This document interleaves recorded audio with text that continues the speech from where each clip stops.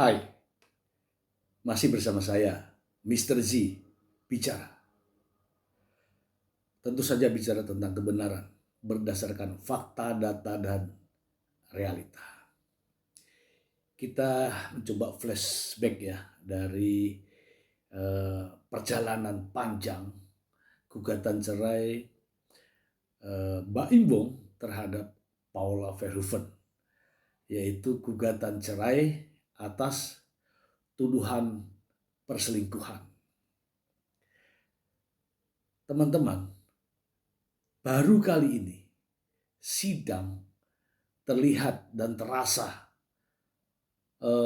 begitu panjang perjalanannya. Gugatan cerai dilakukan oleh Mbak Imbong kepada Paula Verhoeven tanggal 7 Oktober 2024. Kemudian tanggal 8 Oktober 2024, Mbak Imbong bersama pengacaranya, Fahmi Bahmid, mengadakan konferensi pers. Dalam konferensi pers tersebut dijelaskan dengan begitu gamblang di hadapan puluhan wartawan media lokal, media sosial, dan juga beberapa media televisi.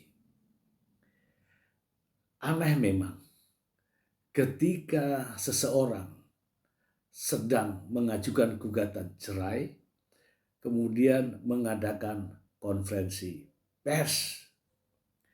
Dalam konferensi pers tersebut nampak begitu jelas ya apa yang disampaikan oleh Mbak Imbong dan juga pengacaranya. Sang pengacara mengatakan adanya pagar makan tanaman. Kemudian Mbak Imbong mengatakan bahwa dia merasa dikhianati oleh sahabatnya dan juga oleh istrinya. Banyak hal yang diceritakan, ya, termasuk dikatakan di sana bahwa Mbak Imbong pelit. Namun Mbak Imbong menyangkal itu. Bahkan semua orang mengatakan bahwa dirinya tidak pelit, namun hanya satu, istrinya, yang mengatakan dirinya pelit. Dari situ pun mengungkapkan bahwa Mbak Imbong memberikan begitu banyak kepada keluarga istrinya dibanding keluarganya sendiri. Dan ada hal-hal lain yang diungkapkan dalam konferensi pers tersebut, termasuk mengenai tuntutan hak asuh anak. Kemudian tidak akan melakukan gugatan terkait dengan harta gonogini. Itulah ya sekelumit flashback terkait dengan saat Mbak Imbong konferensi pers. Gugatan terus berlanjut, kemudian pihak pengadilan memberikan kesempatan untuk mediasi. Namun alih-alih menemukan satu titik kesepakatan dalam mediasi tersebut, lagi-lagi mediasi gagal dan lanjut pada proses persidangan, yaitu pemeriksaan pembuktian terkait dengan tuduhan adanya perselingkuhan. Perselingkuhan yang dituduhkan terhadap Paula Verhoeven begitu ramai, begitu gencar. Fahmi Bahmid bahkan beberapa kali muncul di televisi, muncul di berbagai media terkait fakta bahwa Paula Verhoeven selingkuh. Sampai pada akhirnya sidang diungkapkan bahwa kehadiran para saksi, kehadiran ahli, kemudian menghadirkan setidak-tidaknya 83 bukti dari pihak Mbak Imbong, tidak menyurutkan niat Paula untuk mengungkapkan yang sebenarnya. Paula Verhoeven akhirnya mengeluarkan statement, mengeluarkan pernyataan bahwa apa yang dituduhkan selama ini adalah tidak benar. Apa yang dilakukan dan apa yang tidak dilakukan oleh Paula Verhoeven dipertanggungjawabkan kepada Allah Subhanahu wa taala, Tuhan yang Maha Besar. Disinilah kepercayaan publik, kepercayaan para fans dari Paula Verhoeven semakin meningkat. Semakin banyak saja dukungan yang diberikan kepada Paula Verhoeven, bahwa tuduhan Baim Wong kepada Paula Verhoeven itu tidak benar. Jika Baim Wong mampu menghadirkan seseorang yang menjadi saksi mahkota, tentu saja akan membuka suasana baru.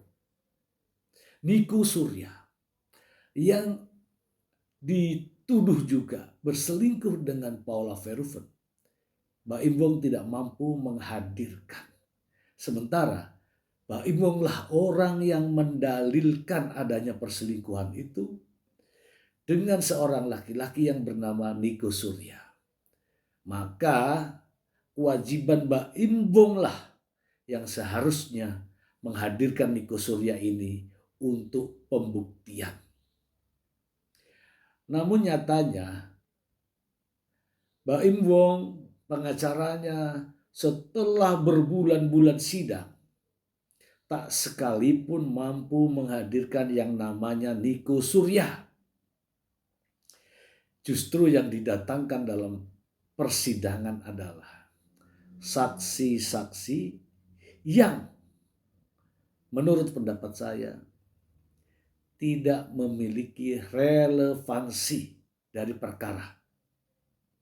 Sebut saja saksi Tengku Yaki. Menurut Fahmi Bahmid, Tengku Yaki adalah saksi gembok, saksi kunci di antara saksi-saksi yang ada. Di atasnya saksi kunci, saksi gembok. Namun nyatanya masuk dalam ruangan sidang hanya 2 menit dan ditanya hanya 2 kalimat. Selanjutnya, saksi gembok ini pun diminta keluar dari persidangan. Kemudian ada saksi-saksi fakta yang lain. Nyatanya mereka tidak melihat secara langsung. Bahkan dia mengatakan ada di satu tempat, ada di tempat eksklusif, ada yang melakukan ini, melakukan itu. Tetapi semua kesaksiannya menjadi kesaksian seorang badut yang tidak bisa membuktikan apa perkara pokoknya. Alih-alih membuktikan adanya perselingkuhan, namun justru berbalik arah. Tidak demikian dengan Fahmi Bahmid. Dengan kesaksian fakta yang detail ini, dia bisa mengemas di hadapan wartawan.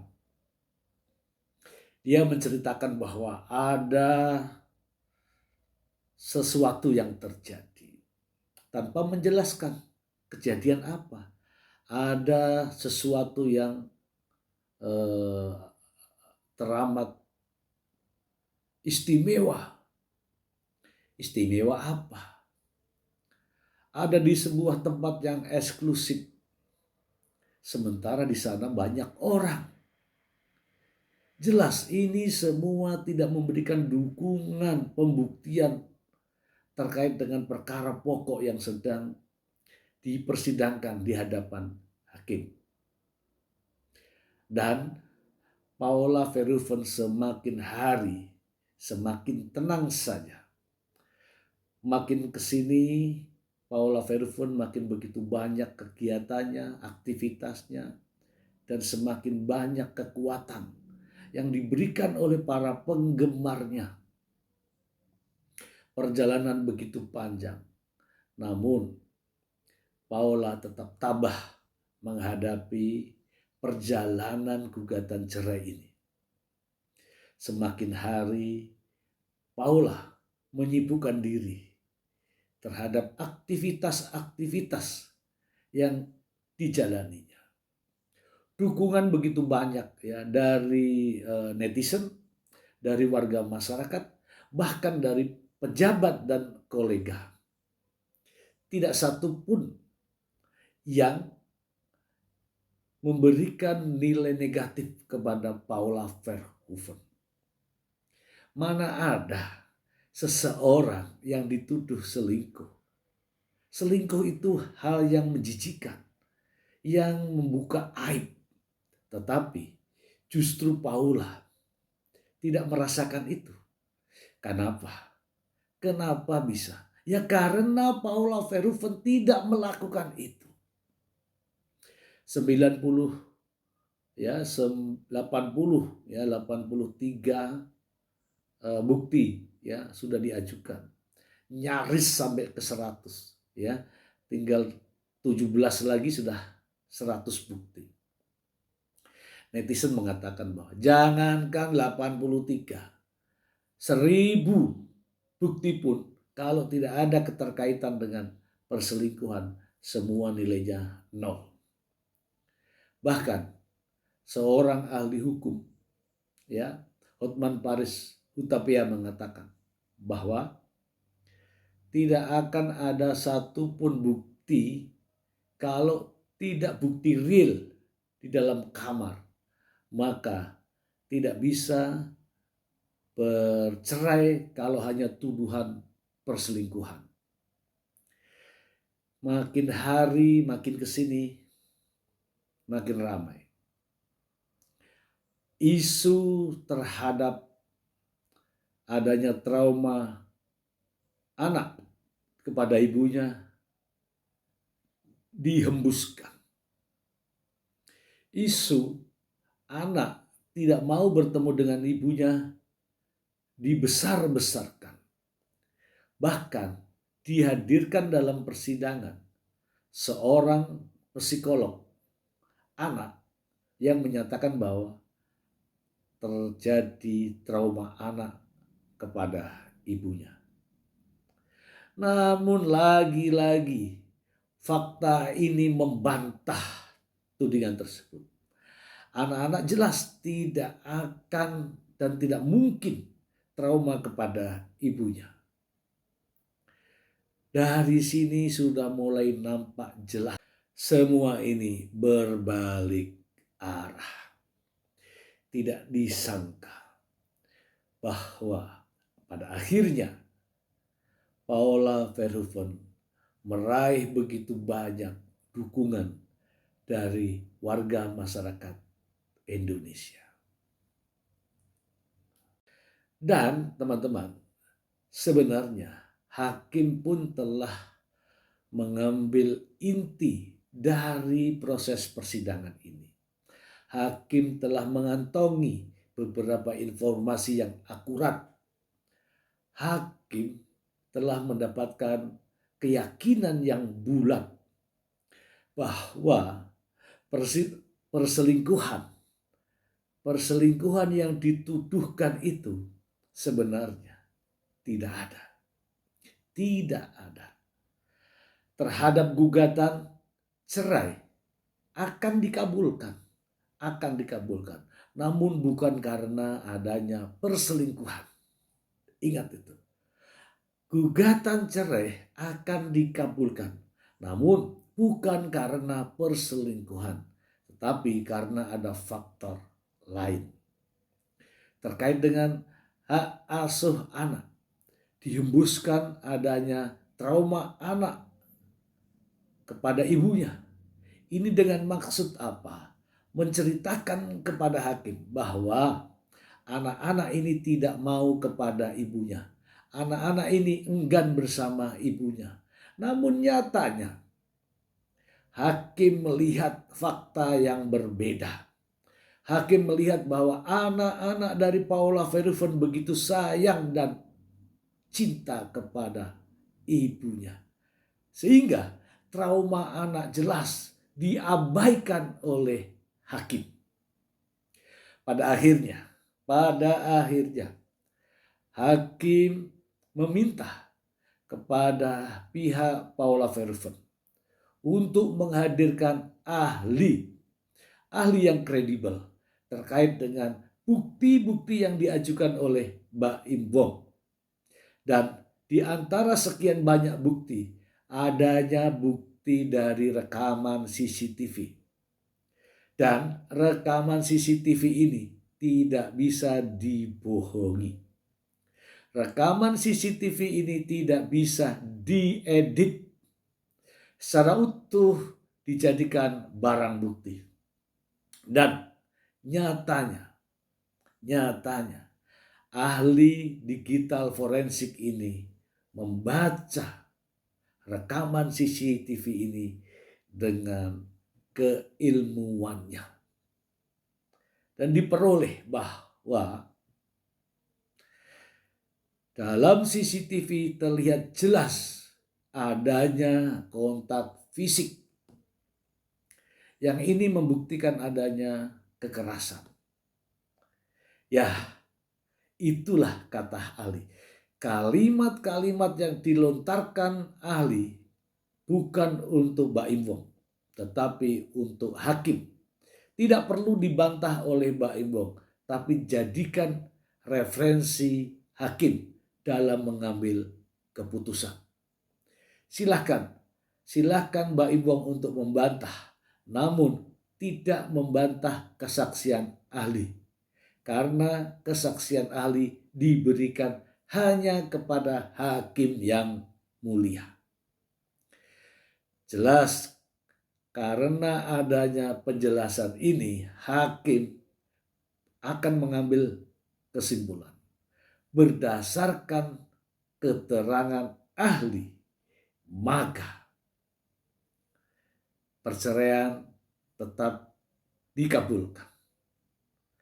Dan hak asuh anak diberikan kepada ibunya.